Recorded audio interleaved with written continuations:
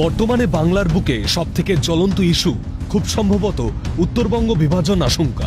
সবার প্রথমে বলে রাখা ভালো, কেন্দ্রীয় শাসক দলের তরফে পরিষ্কার জানানো হয়েছে তারা বঙ্গ বিভাজনের পক্ষে নয়, কিন্তু তা সত্ত্বেও কিছু প্রস্তাব বিতর্কে ঘি ঢেলেছে।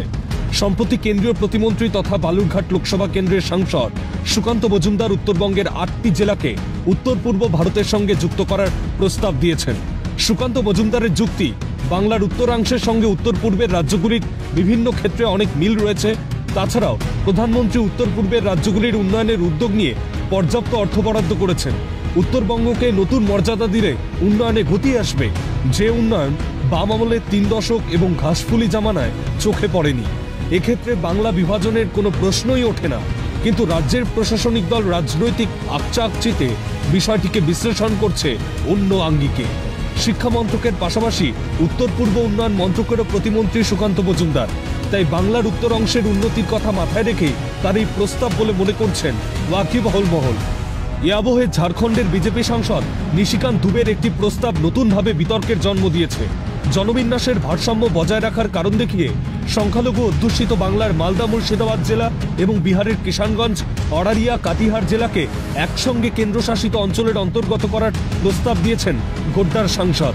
বাংলা ও বিহারে উল্লেখিত জেলাগুলিতে বাংলাদেশে অনুপ্রবেশকারীদের কারণে জনবিন্যাস বদলে যাচ্ছে বলে অভিযোগ সাংসদের।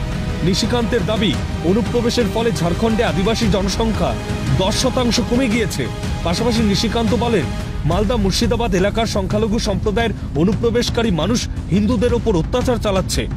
সুকান্ত মজুমদার নিশিকান্ত দুবের বক্তব্যে যখন বিতর্কের ঝড় উঠছে, তখন রাজ্যসভায় কেন্দ্রশাসিত অঞ্চল হিসাবে গ্রেটার কোচবিহার ঘোষণার দাবি জানান অনন্ত মহারাজ।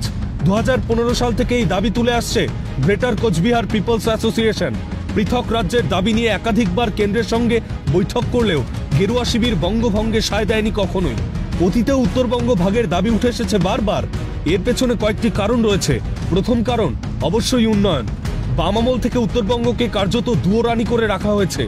আইন, শিল্প, বাণিজ্য সমস্ত সুবিধা গড়ে উঠেছে কলকাতা কেন্দ্রিক।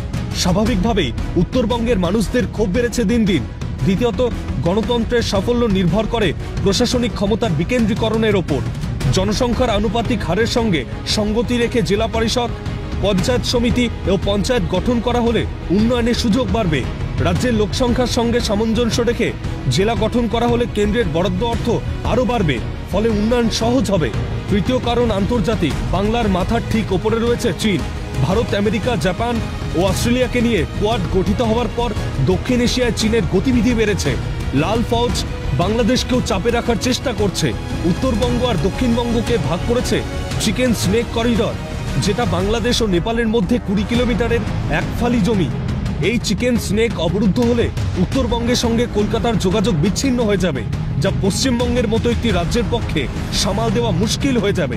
তাই মালদার উপর থেকে 7টি জেলা নিয়ে কেন্দ্রশাসিত অঞ্চলের দাবি। বাংলা বিভাগের পক্ষে নয় বিজেপি, কিন্তু রাজনৈতিক স্বার্থে তৃণমূলের বিজেপি সংঘাত বিষয়টিকে অহেতুক জটিল করে তুলছে। অবিভাজ্য বাংলা উন্নয়নের জন্য চাই কেন্দ্র রাজ্য সমন্বয়, আর সেখানেই বড় অভাব। আর এই সুযোগই নিচ্ছে বিচ্ছিন্নতাবাদী নানা শক্তি। ক্যালকাটা নিউজ।